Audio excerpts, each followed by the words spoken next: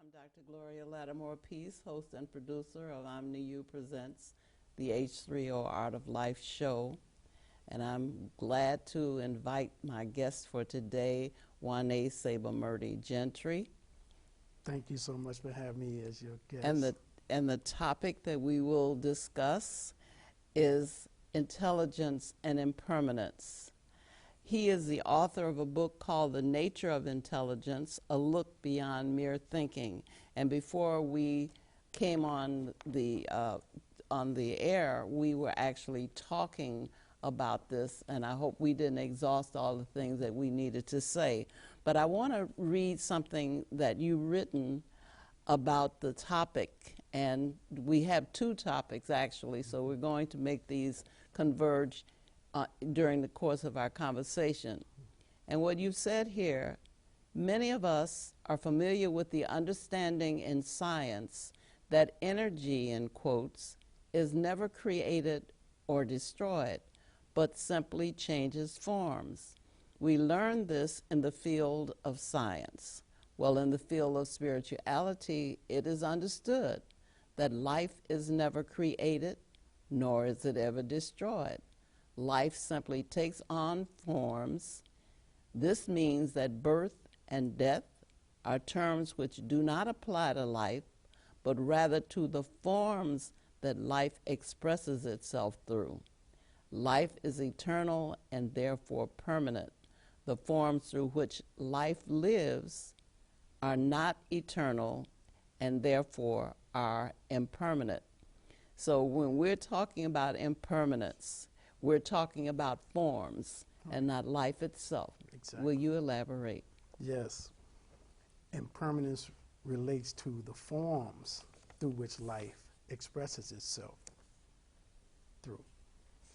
And the forms of life, we, not knowing the life that's expressing itself through, identify with those forms.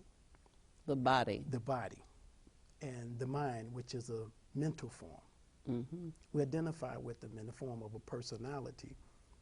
And living our lives on the basis of such an identity is always unfulfilling because they are impermanent.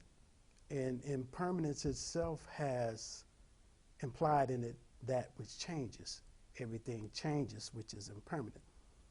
So if we are living our lives on the basis of an identity of a form, this body and this mental mind, then when things change, we're going to encounter unfulfillment.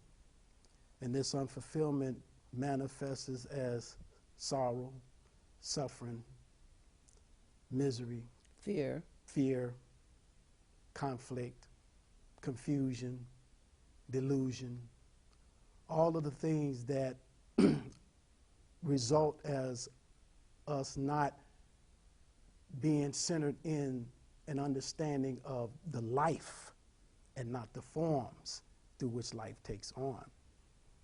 So impermanence relates to forms and not to life. Life always is eternally present. And the birth and death, which represents the cycles through which life manifests and comes into existence and go out of existence, that relates to the forms also, not to life. Life does not come or go anywhere. Life always is. And an example, this generation, 200 years from now, will not be in existence. But life will still be in existence in new forms. The forms will go out of existence, but the life will not. Life always is. And life does not relegate itself merely to forms of life as human and animals and plants, stars, planets, moon, everything is life. Life is everything. It's omnipresent. It's omnipresent, omniscient, everywhere. So when people are mourning the death of a loved one, and they are thinking in terms of the birth and death, and therefore the loss of life of the person who has made the transition, it is because they are attached to the body of this person, which for them represents the person, Right. rather than the life that is being expressed through the person. Right. How can people detach themselves from the attachment to forms, to always clinging to forms and searching for forms for happiness? You know, happiness comes through form. If you meet the person that you want to be in a relationship for, you know, this form is the form you've been searching for. This job is another form that you are aspiring to get. All of these things are impermanent. Right. None of these things can last forever. There's a book called How Then Shall We Live, and it's talking about one of the questions. There are 4 questions to be asked, but one of them is, how then shall we live knowing that we will die? Not in the sense that life will die, but in the sense of knowing this form will no longer be present among the other forms. And that's the answer to your question. How shall we live? We have to live in a manner and on the basis of letting go, not clinging on to, not holding on to that which we know is going to go out of existence, which is this form.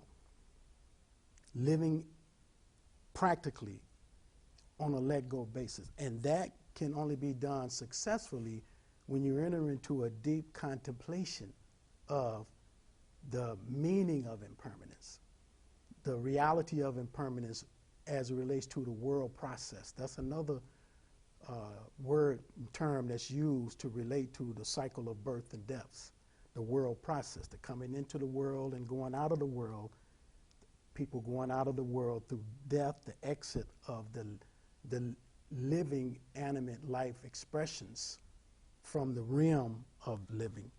That is what death represents, the exit. The interest is birth. The person is as life. Remember, the basis of your real identity, who you really are, is this life that's not going or coming anywhere. When you contemplate deeply on the impermanence, and also you have to engage in meditation through the discipline of attention so you can really go inward to the source of life and behold the life itself, because that's one of the abilities of consciousness, which is a component of life, and intelligence, is that it has the ability to double back on itself and know itself. A Sanskrit term that's used to refer to this ability is vimarsa, the all-reflectiveness of a consciousness. And consciousness has also the other ability of visarga, the all-expansiveness, and sankoka, the all-contractiveness. But the vimarsa, the all-reflectiveness, is what consciousness is actively able to do in this human form. The fact that we can know that we know, and also know the life that knows. And that's the purpose of our human birth. And you ask, how can you live a life whereas you not become attached to those forms of people that we are close to, knowing that they're not going to live forever? Well, you have to come into right relationship with the reality of the fact that their form is impermanent, that death is an inescapable fact of life, that we all, in terms of our living in this body, is going to experience death. So the more you contemplate that and meditate on the reality of it, in fact, in thinking about the seriousness of death, that sobers you up to become very serious about looking more intensely at what life really is. Why am I here? Exactly. Who am I? Exactly. So you think about all of those things and you remove your attention, what you suspend your attention from going outward into the play of life as it exists in its forms and the way in which you experience life through your senses and all of that. You start to see that there's far more to life than what you learn through your senses and what you can think about through your mind. As you discipline your attention and you go inward, you can really come upon the ground and source from which life is expressing itself and know that life. And then as you get close to that, you don't necessarily have to be fully enlightened in that awareness to engage in a detached relationship with a person, knowing that they're not going to live forever. And knowing that you are not going to live forever. Right, knowing that you're not going to live. That's when you really live and value for the first time the relationships. Exactly. Because you know that they are impermanent and therefore precious. When I think about forms and the fact that we are attached to them, in many ways we aren't attached as we become in times of crises. For example, we accept that children come into being and that they grow up. And we have pictures of them as infants, as toddlers, as teenagers, as young adults, as young, as middle-aged people, as older people. We have all of these pictures of the same person. Mm-hmm. We accept the fact that people change. Sometimes it surprises us how little some people do and how much some others do. But the thing is, we're seeing new forms. We're seeing forms evolving before our very eyes. Mm-hmm. But we don't expect these forms to ever cease to be, or we don't concentrate or focus on or give attention to. And you need to have time, take time to contemplate and to meditate. You will never come upon these kinds of thoughts if your mind is always engaged outside of itself. You're watching television, you're going somewhere, you're coming from somewhere, you're doing something. Sometimes you need to sit and do nothing. Exactly. And devote yourself to contemplation and think about the questions that you raise. Who am I? Mm-hmm. Why am I? What is my purpose? What is my destiny? These kinds of things are the most important questions you can ask yourself, not how am I going to pay the bills, because if you don't pay the bills, you know the consequences. But if you don't ever arrive at knowing thyself, which is the central purpose of being, then you have not made the best use of your life. Right, right. And if you have not arrived, and it's really an arrival that does not consist of moving somewhere. Mm-hmm.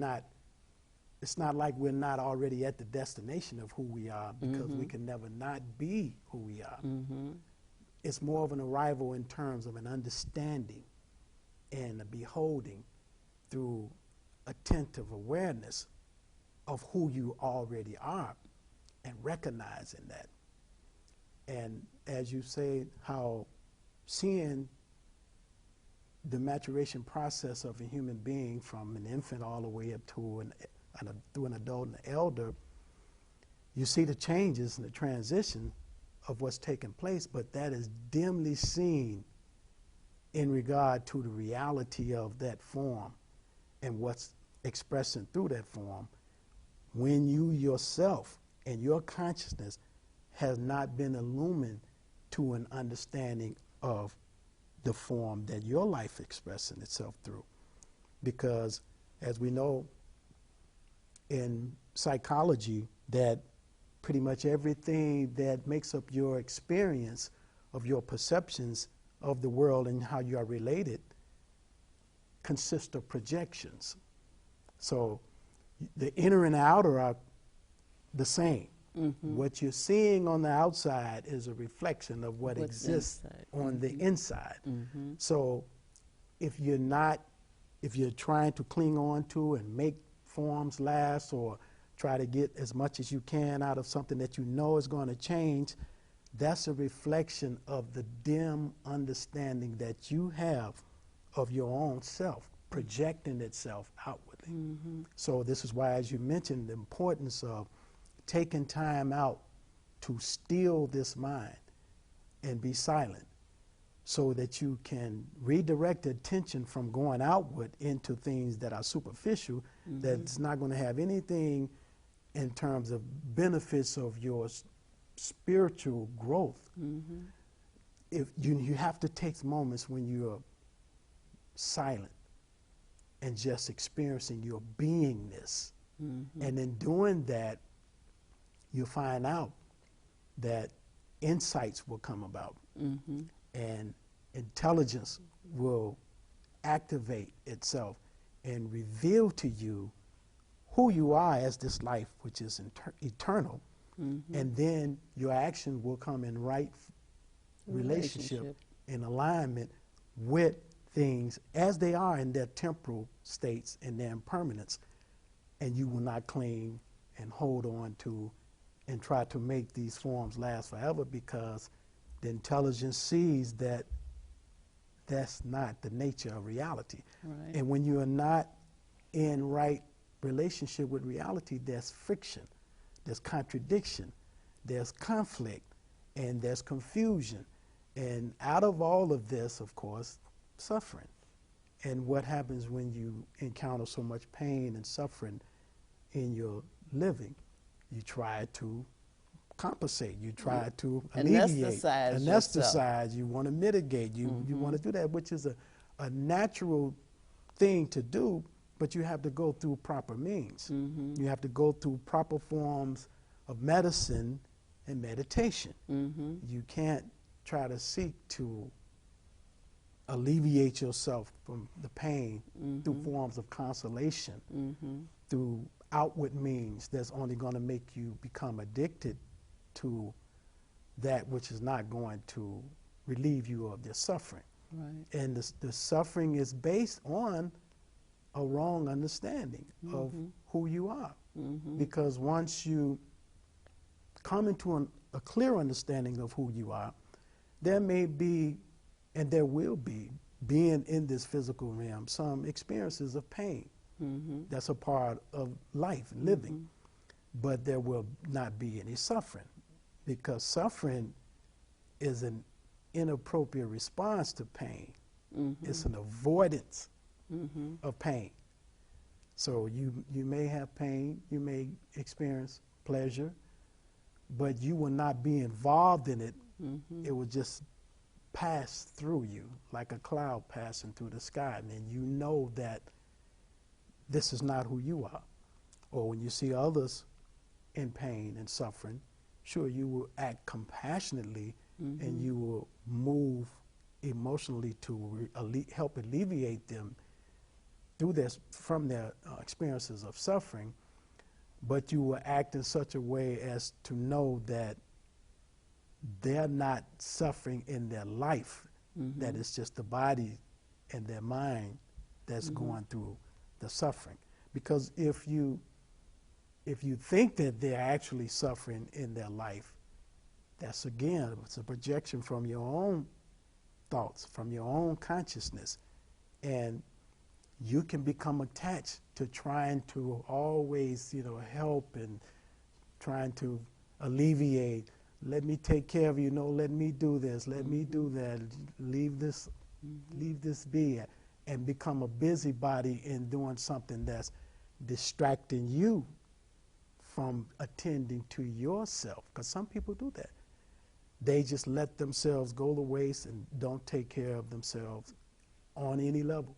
Mm-hmm. It become depressed, and they hide their depression, and they smile, and they always trying to help, but they're not helping themselves. Mm-hmm.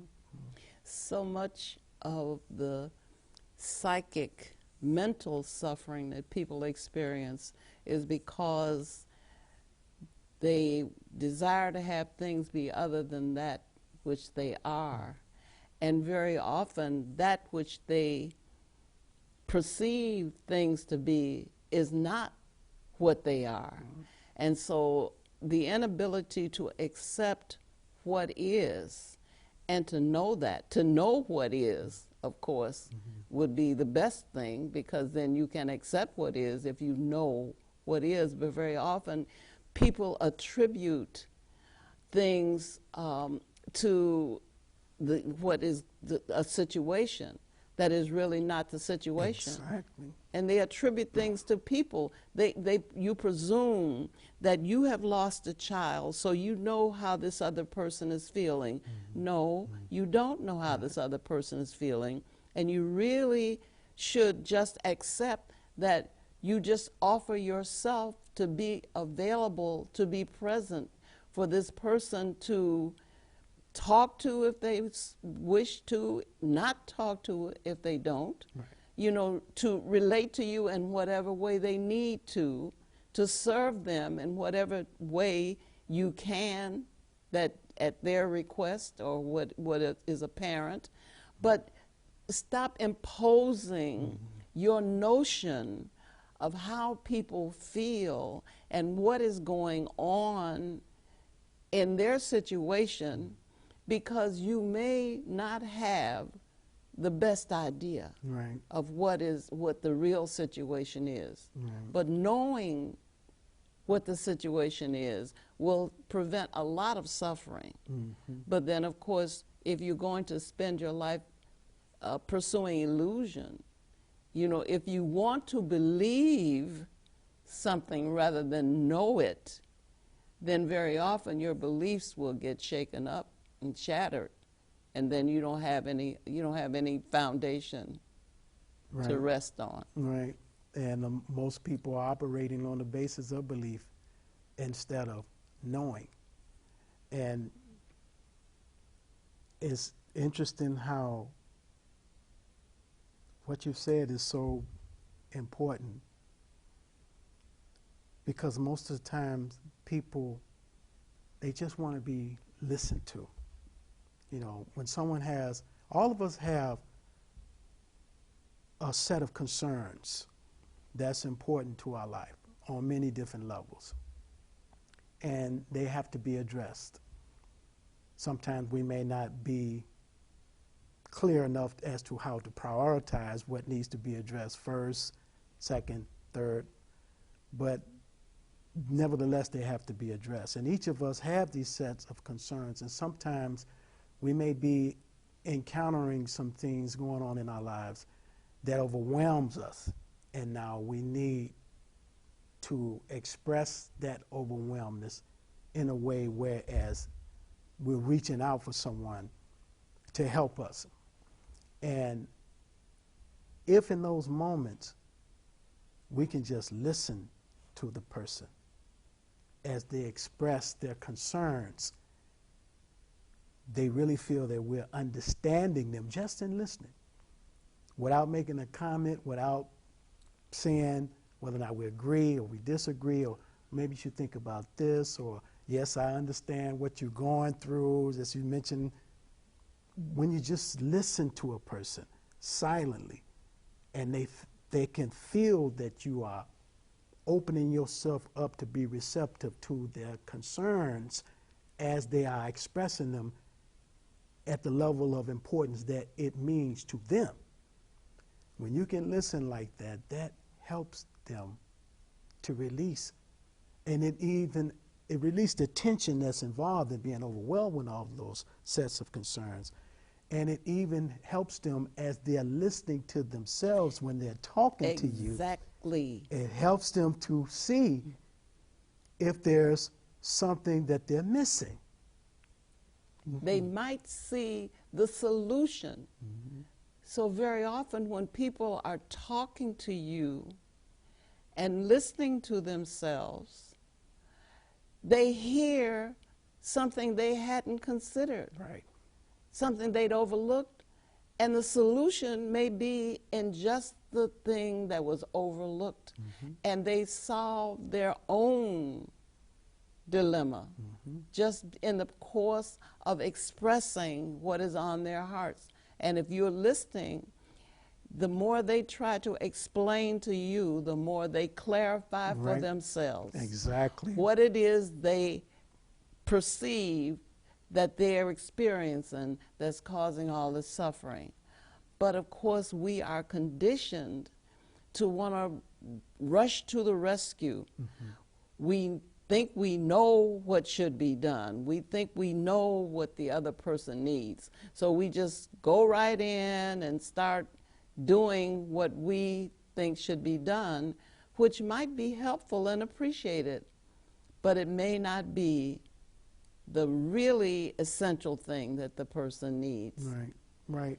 And most of the time, if you can listen so astutely in that silence, then the right response will come from you. Because you genuinely, sincerely listen to that person. You're not just saying, okay, well, I'm just going to be quiet and let them just talk themselves until they're tired. You're really concerned about their concerns, but you're not judging them. You're not trying to label them. You're giving them a space to allow themselves to express the importance of their concerns, and in them expressing it, they begin to see what may be the solution. And you, in being open and listening to them, may see something also and respond from that area of that emptiness and openness from which you were listening, and not from the mental space of thinking that you have the answer for what it is that they're expressing to you, and that, well, maybe you can help them solve their problem. They can't find a solution themselves. You have to help them. Just in listening and being open, that whole way of listening to this person expressing their concerns, your response is going to be proper because you're sincerely and genuinely listening. And their benefit from expressing and having you listening is going to be proper for them, because they're going to start seeing the solutions to their concerns as they express themselves, releasing some of the tensions from being overwhelmed and now becoming a little bit more relaxed, which relaxation always opens you up for insight. And that's the way that we should always be when we listen to everyone that we communicate with, that we talk to, including ourselves, because there are times when we sit down and we have mental conversations about our own concerns, what we need to do, what we haven't done, what we're procrastinating, what's important. There may be health issues, there may be financial issues that need to be addressed that we've been putting off. There could be relationship issues. These are very important issues. And as we start paying attention to them, they may even come upon us that there's something about myself that's more central to what's revolving as these issues within my living that I need to find out about. Something more about me, as not as a me, but as I, the life that is living and having all these experiences. Maybe there's something that's missing in my understanding of who I am that's causing me to have all these experiences which are incomplete, and causing me to have these concerns which are overwhelming. And as I sit and think and reflect and give attention to who I am, thinking about all of this, perhaps I'll find something within myself that can solve my problems at a much deeper level, whereas now they will never surface. And be as they are because I have gone behind them and beneath them. And now they cannot overwhelm me. So that happens also with ourselves as we sit with ourselves and reflect, contemplate. And when you want to really go deeper, then you must meditate. You know, I'm sitting here and you just opened me up to so much. What opened for me just now was that in the process of listening, which is what I was doing,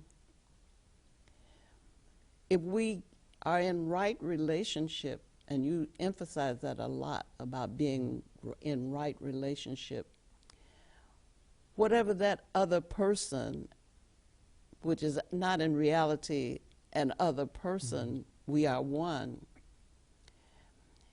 has as a concern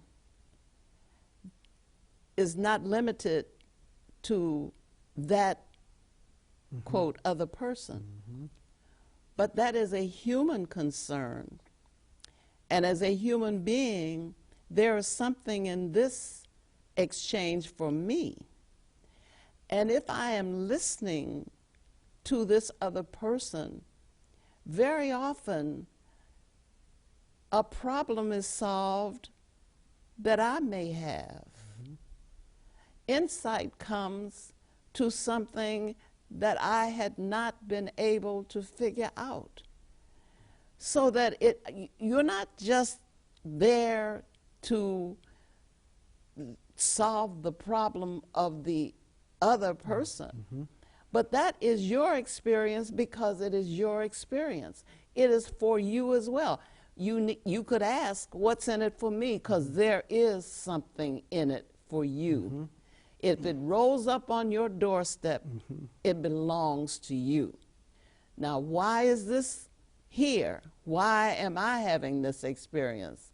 Let me listen to see, or let me contemplate to see if I can discern or intuit why me.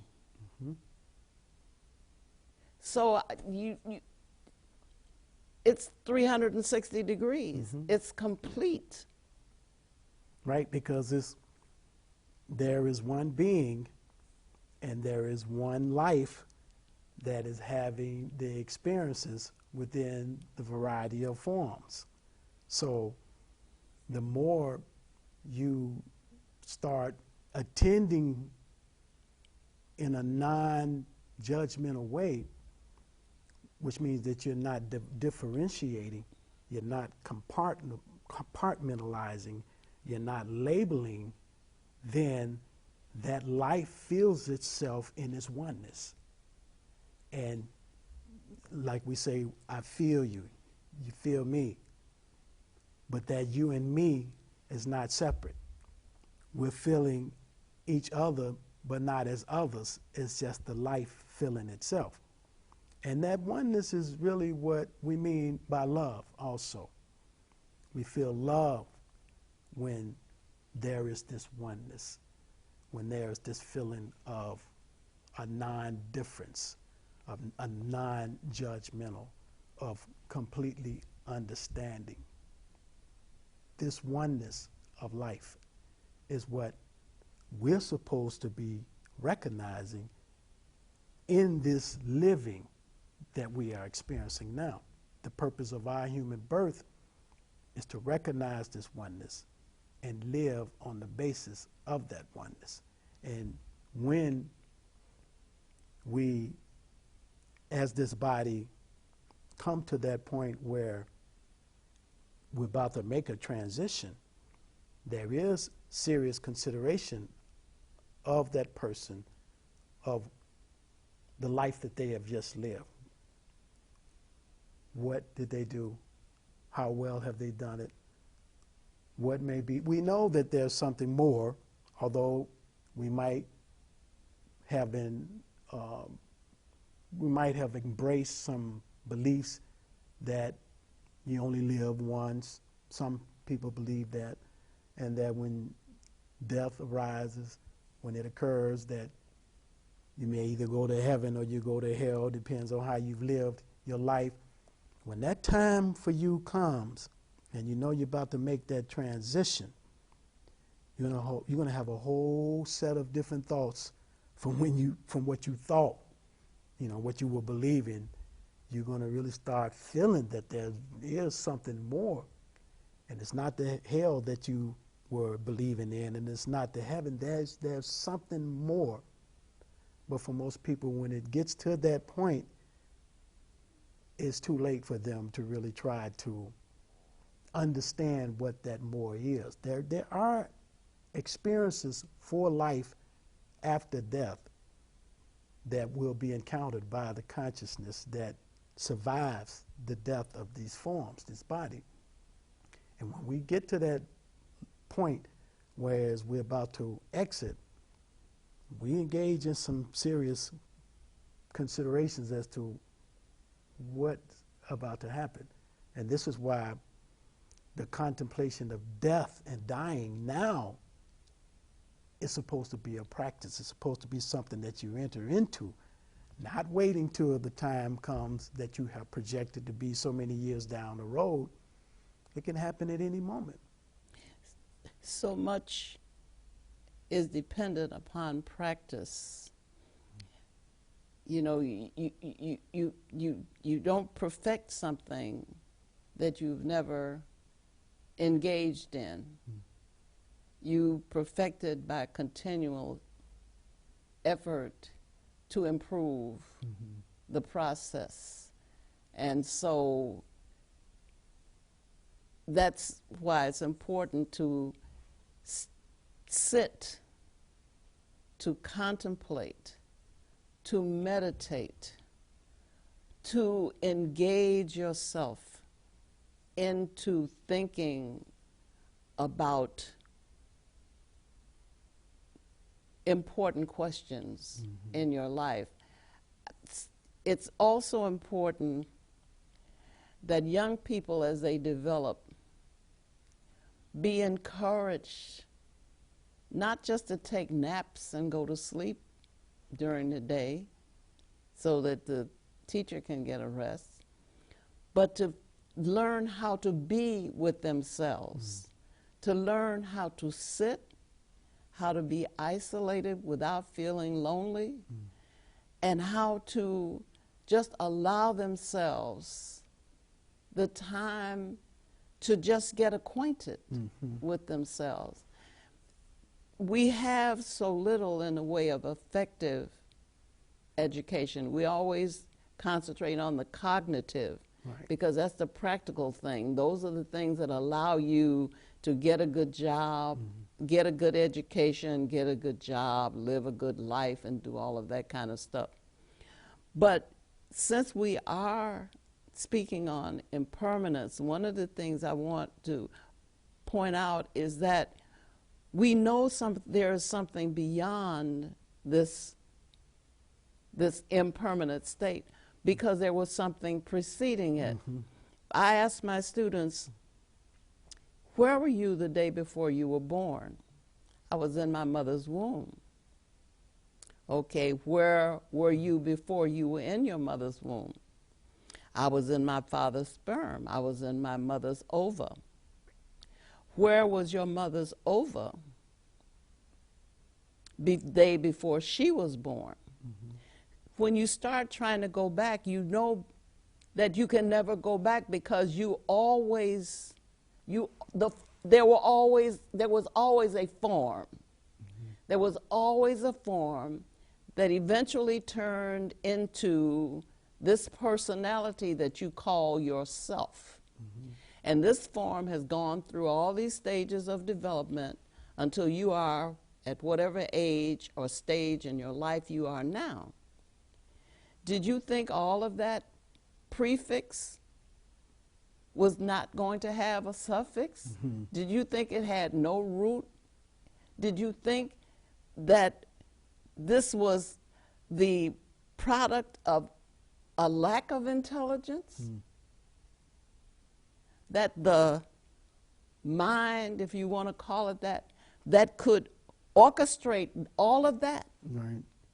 could not orchestrate beyond that, but have it come to a screeching halt at a geographic location and become permanent. All of this impermanence, all of these stages finally end up in some permanent state where you suffer or live in pleasure for all the days.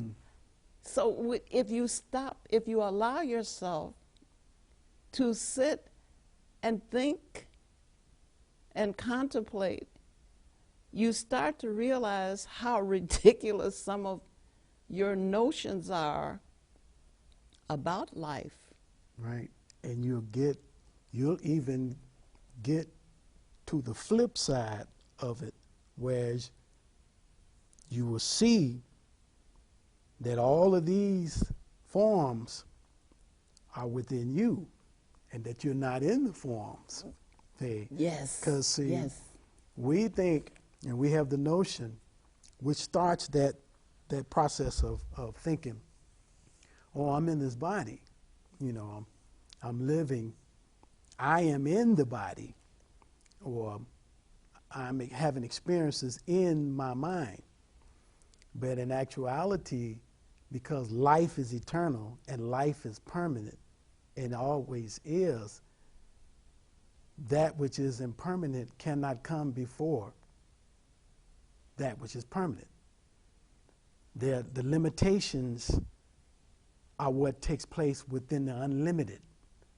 So the forms which life is expressing itself through, and as I've said earlier, throwing off bodies and taking on bodies through death and birth, those forms are within life and not life in the forms. The language becomes difficult in helping to elucidate these points, because especially the language that we're using, because it's difficult to speak about these matters when you're using a language that's really inadequate to house the perceptions that will go that deep. But the reality is that the life that is expressing through the body is in that life. The mind is in the body. So the life is not in the body. The life is not in the mind and the body is in the life. And the only way that you're going to really have a real clear understanding of that as an intelligent perception is to sit in silent contemplation and meditation and discover that reality. It's not going to be something that you come upon through a thinking process. It's not going to be the result of your reasoning. There is an intuitive understanding of this reality because life has the ability to know itself for what it is. And the only way that that happens, though, is through discovery. It's not going to happen through any affirmative sense. That's one of the realities of the life also, is that, especially in us being born in this human form, we're not born knowing who we are. That's something that has to be discovered. But in this journey to discover, you will find out that this life exists and all things and forms are within it. Life is throwing off forms and taking them back on in a birth and death process. These are emerging from life. Emerging from life. Mm-hmm. And not, the life is not emerging in the forms. Mm-hmm. The forms are emerging in life. Life is not taking place upon birth. The child is born, and then you smack it on the buttocks, and all of a sudden, life appears. Right. Right. Life always is. Exactly. And forms come and go, emerge from life. Right. And return to life. Right. which requires you to spend some time with, because then you have to suspend a lot of misinterpretations of religious and other kinds of writings, because at some point people understand or don't understand some things, and they record their understanding. Right. And so their understanding is suitable for them and maybe for the period during which that was the common understanding. But at some point, those understandings, if they are sound, will stand the test of time. I used to hear people say when I was a young child, you don't question God. And I said, at some point, God is not worried about my questions. You know, I will not be blaspheming, because all of the answers belong to God. So if I have questions, the questions belong to God as well, and I will express those questions. I think we owe it to the Most High to trust that we can seek and find the answers to the questions that must be answered if we are to know thyself. Right. And just think now, if we are to know thyself, and this self was never born, never dies, not created, not destroyed, always is non-local, doesn't exist in any local place, non-temporal, is before time, after time, then what is this life? What is it? What are we referring to when we speak of God? What are we meaning? What are we referencing? What are we meaning and referencing when we speak of life? If life is all of these things, if it always is,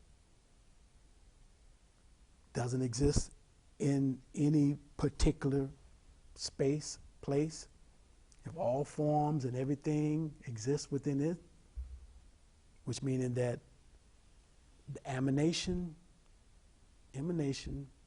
and transcendent, all of this is life, then who are you? That's a question that has to be answered through self-discovery. You're not going to find that answer in a book. If I am, then I am that which is omnipresent. It is not possible for me to be other than what is. Right. Because if you are other than what is, then you are not. And therefore, there's no room for discussion. Right. But if I am, and what is omniscience and omnipresence and omnipotent, then I am that. Exactly. And that's not to brag. That's not to claim some hierarchy that is higher than all the rest, because there aren't any others. Right. Right. We are one. Right. And we are what is. Right. And those who have had such a consummate perception and understanding of who they are to those depths and levels, that is who we refer to as Christ. That's who we refer to as Buddha. Christ and Buddha are terms that refer to that state of consciousness that has awakened to its reality and as not beingness, forms. and Terms not the form. and not forms. And See, not the the language form. is so difficult. Right. Exactly. It's a reference. It points to Right. the thing. It is not the thing, but it points to it. Right. And this is why also you will find in the spiritual teachings that relate to Christhood and Buddhahood the fact that we all have Christ nature and Buddha nature that we are to awaken to. That there's not this Christ conscious life that existed years ago in time and will come again in another time. No. The good news, the gospel, is that the kingdom of heaven is at hand. Always is. Right here, right now. And that here and now was not a teaching and a message that refer back to 2,000 years or 2,500 years if you're going back to the Buddha. It is something that is eternal. Life is eternal. So it always is. Just to pause you right there, the tenses don't apply to life. We're not talking about life that was, Right, or life that will be, right, but life everlasting, life that is. So that isness is something to get used to. Mm-hmm. And see, it's difficult for the average person because we're never attending to the now where the isness is. Our minds always thinking about something that is a tense, something that is from the past or something that is anticipated in the future, but never really in the now. And even when our thinking is in the present moment, it's hinged on the past and the future. It's not in the now. But if we can bring our attention in the now, then we'll have which is fleeting, because the now is always it's always now. right. See? It's So always, so you have to immobilize. Stop thinking. Yes. That's the immobilization, is the thought process, because we're impulse, being that we have an intellect, we're impulse to use that intellect and to think. Mm-hmm. But that thinking is a differentiating process, and it always labels and it categorizes and it compartmentalizes everything. But it's a faculty that is to be used, but it also has to be suspended. And it has to be disciplined. Yes, it has to be disciplined. Now, you can't think about the now. You can attend in the now. Mm-hmm. Attention, you can only attend in the now, but you can't think about it. Mm-hmm. Now, that bothers most people because we've been acclimated to feel that we have to think in order to act rightly. Mm-hmm. I have to think about it. I have to think, I have to bring in my mind to solve this problem. Mm-hmm. But thinking does not solve Mm-hmm. problems. And in fact, the many experts of the field of science and spirituality, they share with us their accounts of how they had these revelatory insights when there was no thinking going on, when they were very relaxed. Even Mm-hmm. Einstein, with the theory of relativity, he was gardening. He was not thinking when he had the insight. Before I let you not know that we're within 3 minutes, I do want to mention again that this book is dedicated to a look beyond mere thinking. Right. The nature of intelligence, because as you say, intelligence is our nature. Mm-hmm. I'll let you end on that. That's intelligence is also who you are. It's an essence. This life have essence that intelligence is one of the essences. Complete bliss and happiness is another essence of life. Love is another essence of life. But intelligence is something that is not made. You're not made intelligence. It's not something that you accumulate or you acquire. It's something that you are. So your intelligence is something that is who you are. And if you're not acting intelligent, it's merely a matter of conditioning factors that are operating, which you can use the eye of intelligence to see through and pierce through it, remove them, the obscuration, and then regain clarity and move about.